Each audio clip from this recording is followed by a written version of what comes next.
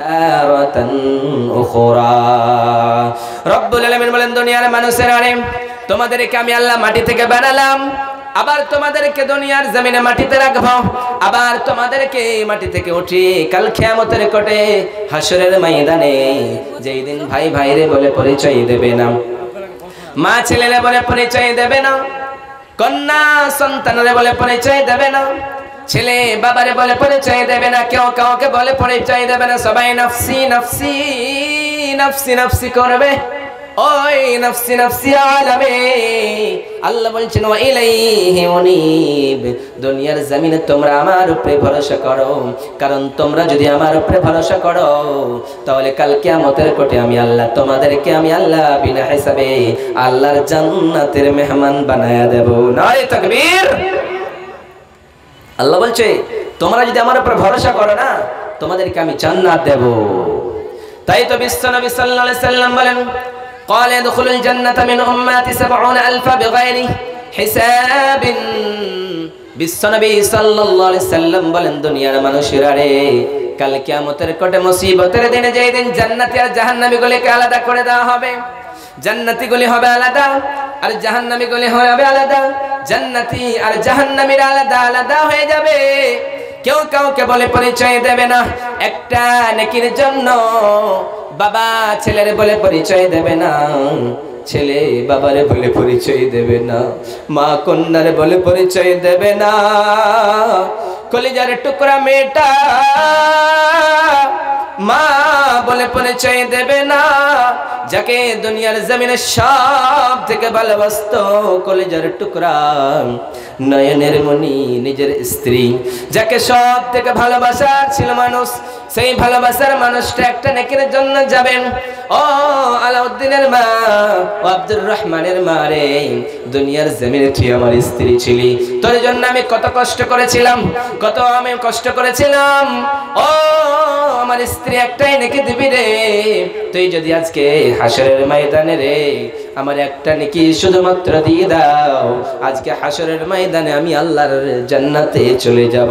কিন্তু সেই দিন প্রাণের স্ত্রী বলবে, ও আমার স্বামী, দুনিয়ার জমিনে আমার কোনো স্বামী ছিল না, স্বামী বলে পরিচয় দেবে না, নিজের মার কাছে যাবে, মাও বলবে না না না না আমার মা ছিল না, মা ছেলের বলবে আমার কোনো আব্দুর রহমান বলে ছেলে ছিল না, যাকে দুনিয়ার জমিনে এত লালিত পালিত করেছে, যাকে কষ্টের পর কষ্ট ধারণ করেছে, যাকে 2 বছর দুধ পান করিয়েছে, যে ছেলেটা বাম দিকে পেশাব করেছে ডান দিকে শুইয়েছে, আবার ডান দিকে পেশাব করেছে বাম দিকে শুইয়েছে, আবার ডান দিকে আর বাম দিকটা ভিজাইয়া দিয়েছে, ওই মা জননী কলেজার টুকরা মা, ওই মা বাচ্চাটারে কোলে লইয়া বুকে লইয়া ঘুম পাড়াইছে, সেই মা ছেলের বলে ভুলে যাবে, সেই দিন নফসি নফসি করবে। যারা দুনিয়ার জমিনে মাদ্রাসায় দেবে, মসজিদে টাকা দেবে, এই দানটা কাল কিয়ামতের কোটে হাসরের ময়দানে কাজে আসবে।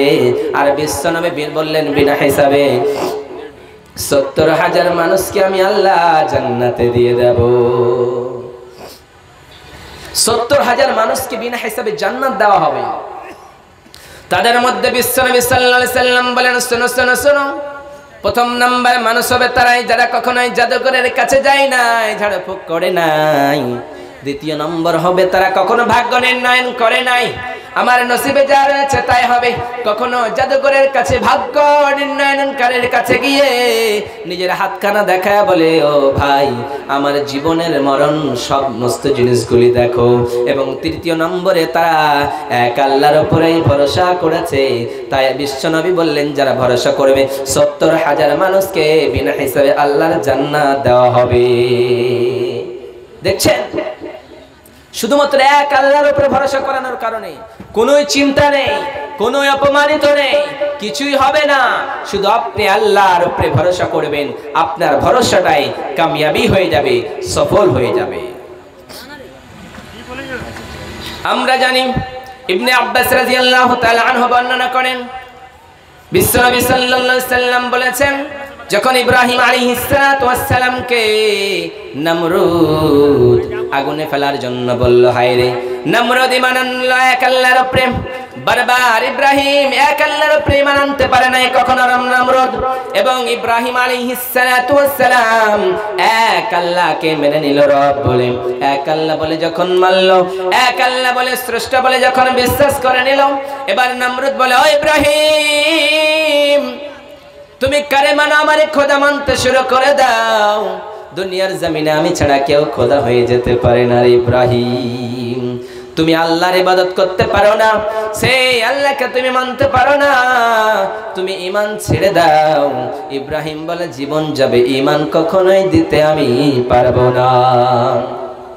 জীবন চলে যাবে যাক, কিন্তু এই ঈমান যার উপরে এনেছি কখনো দিয়ে দিতে পারি না। তাহলে এই ইব্রাহিম কি করলো?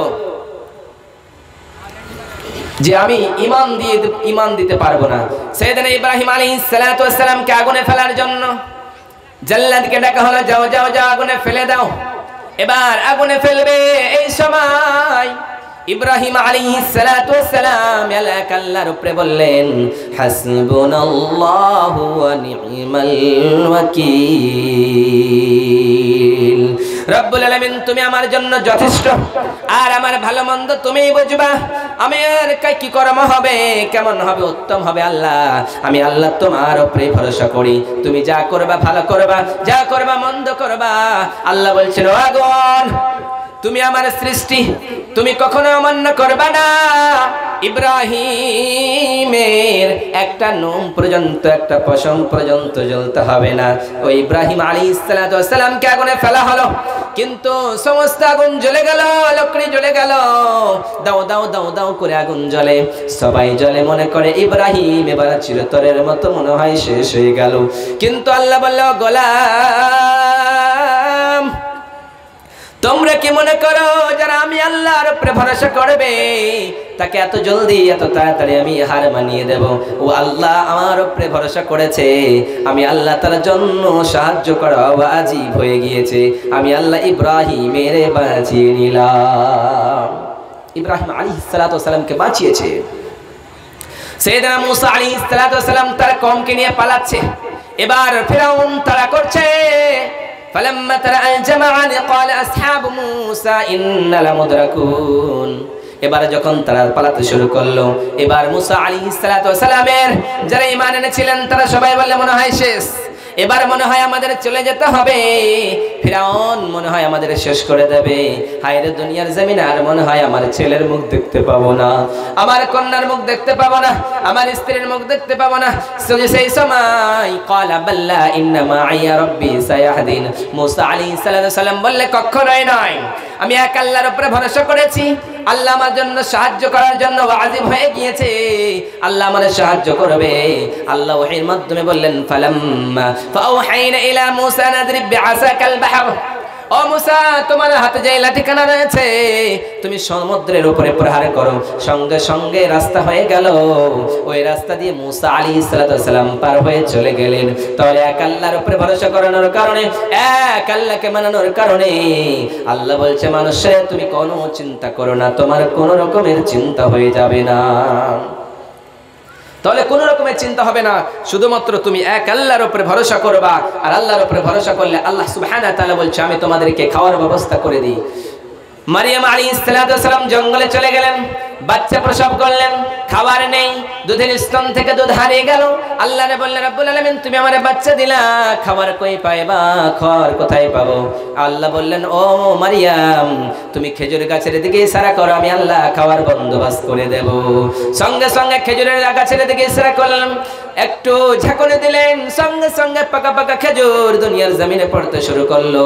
তাহলে আল্লাহ বলছে তুমি যদি আমার উপরে ভরসা করো তোমাদেরকে আমি খাবার দেই রে বান্দা।